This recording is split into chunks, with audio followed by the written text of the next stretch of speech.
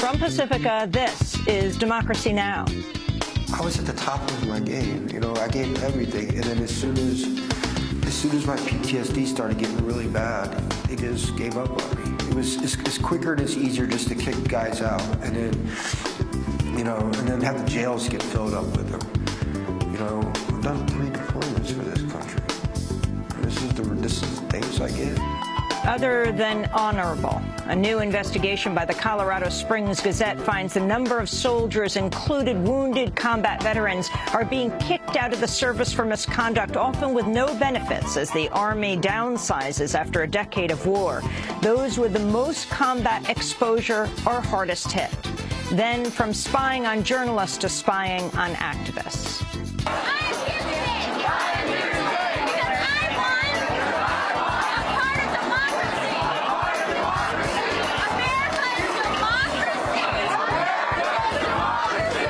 The Obama administration faces criticism for spying on journalists. Newly released documents show how the FBI, the Department of Homeland Security, and local police forces spied on Occupy protesters, monitored their online usage, and infiltrated their meetings. We'll speak with Matt Rothschild of The Progressive.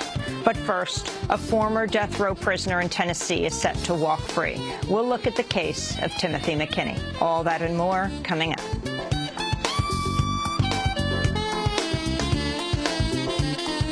Welcome to Democracy Now!, democracynow.org, The War and Peace Report. I'm Amy Goodman. Local authorities in Moore, Oklahoma have lowered their estimate of the death toll from Monday's devastating tornado.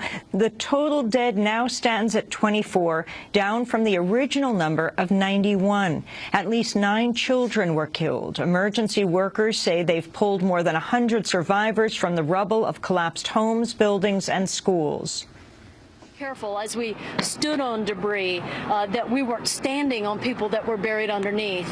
And as you can imagine, just absolutely gut-wrenching, trying to deal with the families and communicate with them and tell them. We moved them to a location and tried to feed them information as we were getting it in.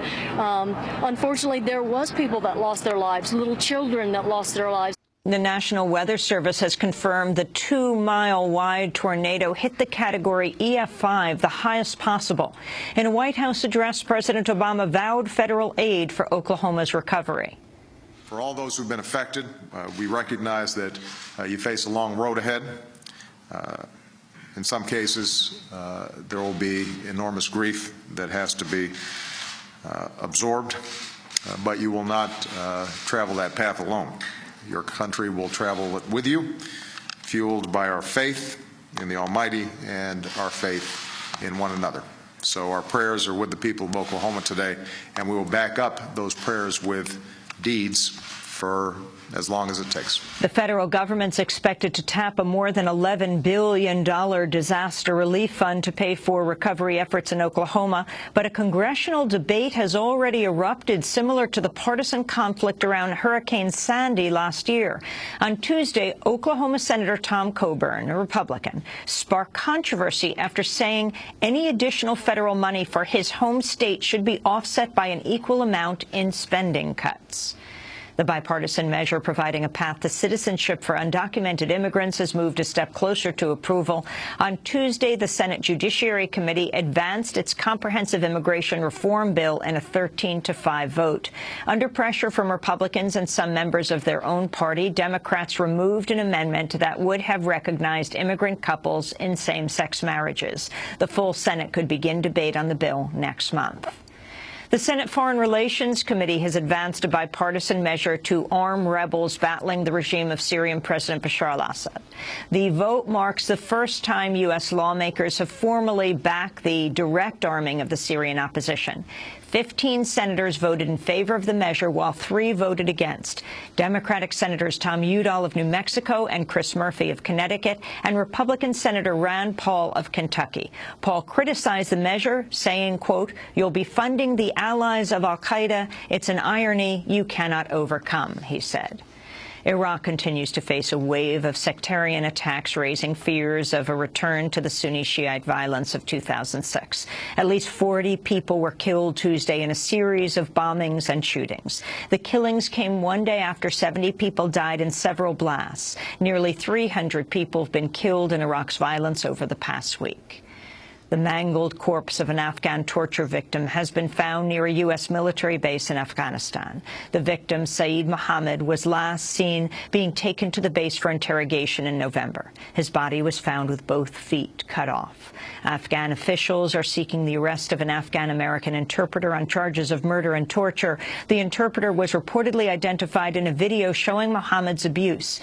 Mohammed is one of 17 people who disappeared after reportedly being seized in Wardak province. The U.S. military says its soldiers were not involved in the abductions, but have not released the findings of an internal probe. A 27-year-old man in Orlando, Florida, has been reportedly shot dead by the FBI after being questioned about the bombing of the Boston Marathon.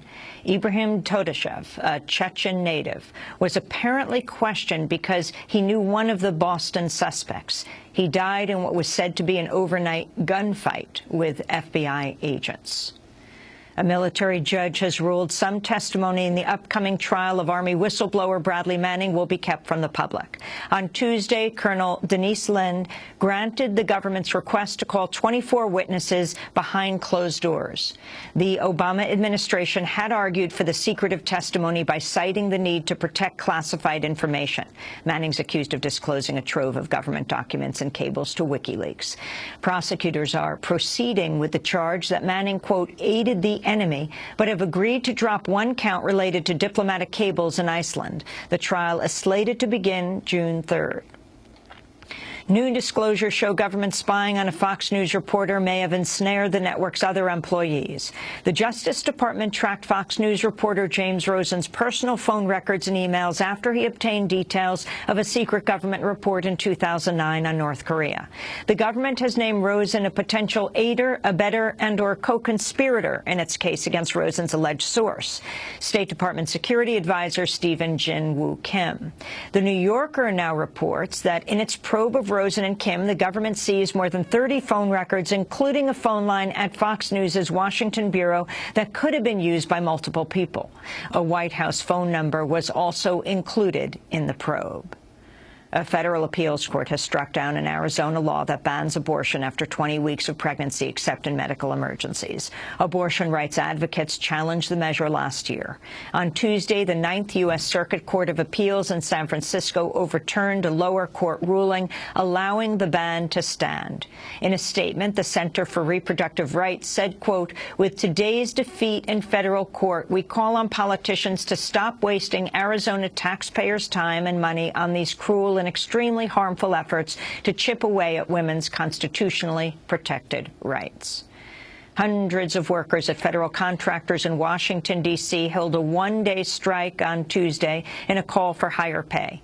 A new group called Good Jobs Nation is calling on President Obama to sign an executive order requiring better pay for government contractors' low-wage workers. A new report from Demos says the government has the leverage to improve worker pay at federal contractors because it's already subsidizing nearly 2 million low-wage jobs. Thousands of California healthcare workers are staging a two-day strike over staff shortages and proposed cuts to their retirement plans. The strike is spanning all 5 medical centers in the University of California hospital system. A series of protests against North Carolina's Republican-controlled legislature appear to be growing by the week. Some 57 protesters were arrested at the North Carolina General Assembly Monday, the highest count to date. The NAACP has been holding what it calls Moral Mondays, a weekly demonstration against North Carolina Republicans' legislative actions. These include cuts to social programs, restrictions of voting rights, and the foregoing of Medicaid expansion under President Obama's health care law. And those are some of the headlines. This is Democracy Now!, democracynow.org, The War and Peace Report. I'm Amy Goodman. And I'm Nermeen Sheikh. Welcome to our listeners and viewers around the country and around the world.